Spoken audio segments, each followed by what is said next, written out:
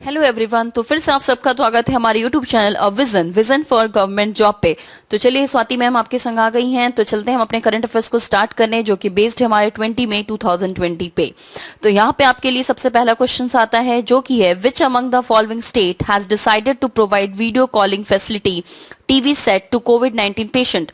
कौन सा ऐसा राज्य है जिसने ये डिसाइड किया है कि वीडियो कॉलिंग फैसिलिटीज दिया जाएगा, प्रोवाइड किया जाएगा कोविड-19 पेशेंट को। तो यहाँ पे आपका करेक्ट ऑप्शन होता है ऑप्शन नंबर सी, मध्य प्रदेश। मध्य प्रदेश सरकार ने बोला है कि वीडियो कॉलिंग फैसिलिटीज और टीवी सेट प्रोवाइड किया जाएगा कोविड-19 पेशेंट को, क्योंकि देखिए जब भी कोई पेशेंट होता है तो उसे उस समय हम सहानुभूति देते हैं, उसके पास जाते हैं, उसे मोटिवेट करते हैं। पर कोविड-19 एक ऐसा बीमारी है जिसको कहते हैं छुआछूत, अनटचेबिलिटी। तो जिसको हमें छूने से या ऐसा कुछ से प्रॉब्लम हो सकता है, तो हम कहीं ना कहीं उनसे पास नहीं होते, उनको क्वारंटाइन रखा जाता है। तो क्वारंटाइन रखने में क्या होता है कि काफी दिन तक पेशेंट अकेले रहते हैं।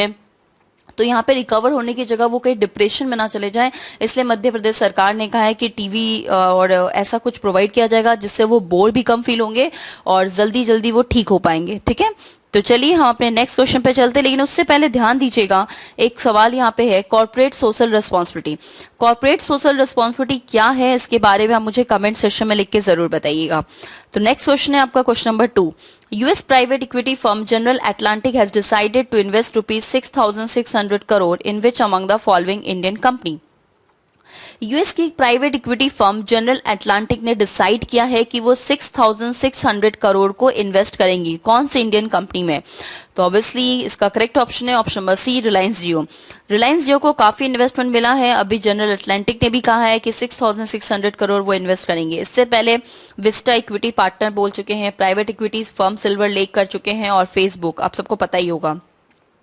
तो जियो के बाद दे दना दन काफी इन्वेस्टर्स आ रहे हैं, तो उनकी बिजनेस ऑब्वियसली अच्छे से जाने वाली है। तो चलिए अपने नेक्स्ट क्वेश्चन पे चलते हैं, जो कि हमारा क्वेश्चन नंबर 3 है। Which among the following two countries are not signatories of the EU-backed resolution on COVID-19 response that seeks independent inquiry into coronavirus origin? कोविड-19 में इंक्वायरी करने के लिए कुछ कंट्रियां कह रही थी कि इंक्वायरी करना चाहिए कि कोविड आया कहाँ से, कोरोना वायरस आया कहाँ से। तो कुछ कंट्री, दो कौन सी ऐसी कंट्री जिनके बीच में काफी प्रॉब्लम चल रहा था। तो आपका करेक्ट ऑप्शन है option number A, US China. 116 nation even India को इंक्लूड करने के बाद भी वो उन्होंने सपोर्ट किया ऑस्ट्रेलिया को, क्योंकि आपको पता है कि 5i बन गया था। तो ऑस्ट्रेलिया ने काफी सपोर्ट किया। इवन चाइना ने ऑस्ट्रेलिया को धमकाया भी कि मैं आपके संग ट्रेडिंग नहीं करूंगा, ट्रेड रोक दूंगा, काफी ट्रेडिंग वार भी करा। लेकिन ऑस्ट्रेलिया ने कहा कि फिर भी मैं चेक करना चाहूंगा, इंक्वायरी करना चाहूंगा इंडिपेंडेंट कि कोविड-19 का वायरस आया कहां से। तो इंडिया को इंक्लूड करके 116 नेशन जो है सपोर्ट करने जा रही है, और आज चाइना भी सपोर्ट कर रहा है। और ये कोविड-19 कैसे आया, कहां से आया, इसके बारे में इंक्वायरी करने के लिए सब राजी हैं। तो चलिए अपने नेक्स्ट क्वेश्चन पे चलते हैं, जो कि हमारा क्वेश्चन नंबर है 4। Which state government will launch Rajiv Gandhi किसान न्याय योजना on May 21? कौन सा ऐसा राज्य सरकार है जिसने राजीव गांधी किसान योजना को लॉन्च किया है। तो आपका करेक्ट ऑप्शन होता है option number B, Chhattisgarh. Rajiv Gandhi Kisan Yojana को लॉन्च किया गया 21 मतलब कि 21 मई को लॉन्च किया जाएगा। और ये डेथ एनिवर्सरी फॉर्मर जो हमारे प्राइम मिनिस्टर थे राजीव गांधी, उनके विचार को मतलब उनको देख के ये मतलब इस उन्हीं के नाम पे ये रखा गया है। अब ये स्कीम है क्या, मतलब हमारी जो राज्य है उसका जो रूरल इकोनॉमिक है, जो गांव है आप लोग देख रहे हो, वो काफी इफेक्टेड हुए हैं ऑनगोइंग ये कोविड-19 पैंडेमिक से। तो राज्य सरकार ने सोचा है छत्तीसगढ़ ने कि 5,100 करोड़ वो स्टेट के रूरल इकोनॉमिक में डायरेक्टली ट्रांसफर करेंगे फार्मर को डीबीटी के थ्रू। डीबीटी मतलब डायरेक्ट बेनिफिट ट्रांसफर, मतलब कोई मिडलमैन नहीं होगा, कोई इंटरमीडिएट नहीं होगी, डायरेक्टली फार्मर के अकाउंट में ये पैसा जाएगा और सरकार उनको डायरेक्टली ज्यादा से ज्यादा बेनिफिट फार्मर को पहुंचाने की कोशिश करेगी। अब देखिए यहाँ पे दो चीज थोड़ा और भी आपको पढ़ना, आपको थोड़ा रीड कर लेना बाद में। मैं आपको एक चीज बता देती हूँ कि रावी और खारिफ क्रॉप, तो खरीफ क्रॉप और रबी क्रॉप होता क्या है, आप लोग भी मुझे बताइएगा कमेंट सेक्शन में कि खरीफ क्रॉप और रबी क्रॉप का डिफरेंस क्या है। बाकी मैं भी बता देती हूँ आपको कि खरीफ क्रॉप को मॉनसून क्रॉप बोलते हैं और रबी क्रॉप को विंटर क्रॉप्स बोलते हैं। ठीक है, अगर मॉनसून क्रॉप है खरीफ क्रॉप, तो ऑब्वियसली वो रेनफॉल के पैटर्न से अफेक्टेड तो होगा ही। रबी क्रॉप विंटर क्रॉप है तो इसको रेनफॉल से वो अफेक्टेड नहीं होता।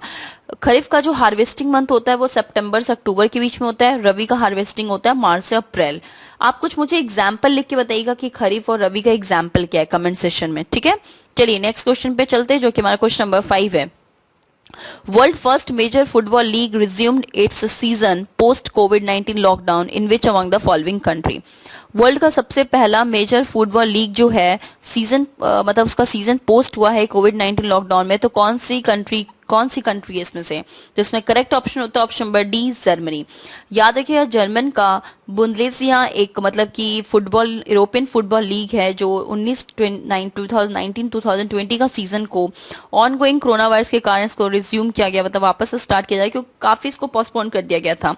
अब यहाँ पे बात आता है कि ये जो है स्टेडियम जो है इसमें 80,000 मतलब एक संग 80,000 प्लेयर को ये होल्ड कर सकते हैं, लेकिन अब कोरोना वायरस के कारण यहाँ पे एम्प्टी स्टेडियम को खाली रखा जाएगा और जो प्लेयर्स होंगे उनके बीच में काफी सोशल डिस्टेंसिंग को मेंटेन किया जाएगा और जितने भी प्लेयर्स होंगे उनको वीक में 2 बार चेकअप होगा और उनको क्वारंटाइन रखा जाएगा, ठीक है। और याद रखिए ये जो गेम है वो स्टार्ट हुआ था 1963 में और बुंदेसलिगा का मतलब होता है फेडरल लीग। ये वर्ड बहुत ही कॉमन कंट्री में लाइक ऑस्ट्रिया या जर्मनी में, ठीक है। चलिए नेक्स्ट क्वेश्चन पे चलते हैं जो कि हमारा क्वेश्चन नंबर 6 है।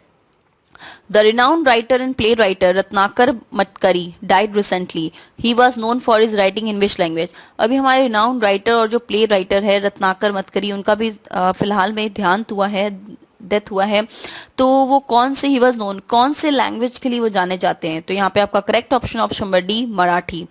इनकी एज 81 ईयर्स थी। इनको 4 दिन पहले ही टेस्टेड किया गया था कोरोना वायरस और के ट्रीटमेंट में लेके गया था और इनकी डेथ हो गई है। इनको संगीत नाटक एकेडमी और साहित्य एकेडमी अवार्ड भी मिला हुआ है इनके वर्क के लिए। सबसे पहला इनका प्ले था वेडी मनसाहा, ठीक है। अब साहित्य एकेडमी के बारे में मैं बता चुकी हूँ, आप मुझे बताइएगा कि संगीत नाटक एकेडमी क्या है, ठीक है। देखिए जो भी क्वेश्चंस मैं आपसे पूछती हूँ ऐसा नहीं है, अगर आप उसको सीरियसली पढ़ोगे तो काफी कुछ आप भी जान पाओगे, ठीक है, क्योंकि जब हम खुद मेहनत करते हैं तो काफी कुछ नॉलेज हम गेन करते हैं। तो संगीत नाटक एकेडमी क्या है इसके बारे में जरूर बताइएगा और साहित्य एकेडमी के बारे में भी कुछ लिख के बताइएगा। मैंने बताया है, अगर आपने प्रीवियस लेक्चर देखा है तो आप जरूर इसका आंसर दे पाओगे। तो चलो नेक्स्ट क्वेश्चन पे चलते हैं जो कि हमारा क्वेश्चन नंबर 7 है। Name the first ever bank in the country to introduce video-based KYC facilities for customer opening saving account. कौन सा पहला एक ऐसा बैंक बना है कंट्री में जिसने इंट्रोड्यूस किया है कि वीडियो के थ्रू केवाईसी फैसिलिटी जो होती है कस्टमर को उसको एकदम देखकर हम उनके सेविंग अकाउंट को खोल सकते हैं। मतलब आपको सेविंग अकाउंट खोलने के लिए बैंक भी जाने की जरूरत नहीं है, वीडियो के थ्रू हो जाएगा। तो इसका correct option number C, Kotak Mahindra bank. Kotak Mahindra bank सबसे पहला बैंक बन चुका है जो वीडियो की फैसिलिटीज देगा अपने कस्टमर को, किसी को भी बैंक अकाउंट खोलना है सेविंग अकाउंट, और केवाईसी नॉर्म बहुत ही इजिली ऑपरेट हो जाएगा। जो आरबीआई ने कहा है कि मैंडेटरी फॉर्मेट करना वो भी हो जाएगा, आपका इवन डॉक्यूमेंट भी वेरिफिकेशन हो जाएगा ऑनलाइन और सिग्नेचर भी। तो याद रखिएगा कोटक महिंद्रा बैंक ने लॉन्च किया है वीडियो बेस्ड केवाईसी, ठीक है। चलिए नेक्स्ट क्वेश्चन पे चलते हैं जो कि हमारा क्वेश्चन नंबर 8 है। Space operation squadron is a new space defence unit launch by which country to monitor satellite? Space operation squadron एक न्यू स्पेस डिफेंस यूनिट है जिसको लॉन्च किया है किस कंट्री ने मॉनिटर करने के लिए अपने सैटेलाइट को? तो यहाँ पे correct option number D, Japan. Japan ने लॉन्च किया है अपना नया एक स्पेस डिफेंस यूनिट। उसने इसलिए लॉन्च किया है ताकि जापान की जितनी भी सैटेलाइट है उसके ऊपर अगर किसी भी कंट्री का अगर खतरा है या कोई भी कंट्री जापान के सैटेलाइट को कोई नुकसान पहुंचाना चाहती है तो उसको मॉनिटर करने के लिए इस डिफेंस यूनिट को जापान ने लॉन्च किया है। ये जो स्पेस ऑपरेशन स्क्वाड्रन है ये जापान का एयर सेल्फ डिफेंस फोर्स है, ठीक है। तो जापान मेनली इसको बनाया है ताकि वो मॉनिटर कर सके और प्रोटेक्ट कर सके जापानी सैटेलाइट को उनके एनिमी अटैक से या स्पेस डिब्रिज से। चलिए आगे बढ़ते हैं, हमारा नेक्स्ट क्वेश्चन है question number 9। Which among the following days is observed as the World AIDS Vaccine Day? कौन सा ऐसा डे है जो ऑब्जर्व किया जाता है वर्ल्ड एड्स वैक्सीन डे? तो वो है हमारा ऑप्शन नंबर सी, 18 मई। वर्ल्ड एड वैक्सीन डे को मतलब HIV वैक्सीन अवेयरनेस डे भी माना जाता है जो कि 18 मई को हम मनाते हैं। अब कंसेप्ट क्या है वर्ल्ड एड्स वैक्सीन डे का कि ये मतलब कि ये बनाया जाता है 18 मई 1997 में बोला गया था और स्पीच दिया गया था मॉर्गन स्टेट यूनिवर्सिटी जिनके जो प्रेसिडेंट बिल क्लिंटन ने भी बताया था। तो वर्ल्ड का सबसे पहला world AIDS vaccine day observe किया गया था 18 मई 1998 में, ठीक है, याद रखिए। ये डे इसका एम क्या है कि अवेयरनेस बताना लोगों को अर्जेंट नीड क्यों किस तरह सेफ रह सकते हैं, किस तरह इफेक्टिव रह सके और अफोर्डेबल भी कर सकते हैं एड्स के वैक्सीन को। ऐसा नहीं कि बहुत महंगा है कि लोग अफोर्ड नहीं कर सकते, ऐसा कुछ नहीं है, इसको अफोर्डेबल भी किया जाता है। चलिए नेक्स्ट क्वेश्चन में बढ़ते हैं जो कि हमारा क्वेश्चन नंबर 10 है, लास्ट बट नॉट लीस्ट। तो नंबर 10 क्वेश्चन में क्या पूछ रहा है, देखिए। Recently union defence minister Rajnath Singh has approved ₹400 crore for which of the following scheme? Recently हमारे जो यूनियन डिफेंस मिनिस्टर है राजनाथ सिंह उन्होंने अप्रूव किया है 400 करोड़ रुपया। तो किस स्कीम के लिए क्या है?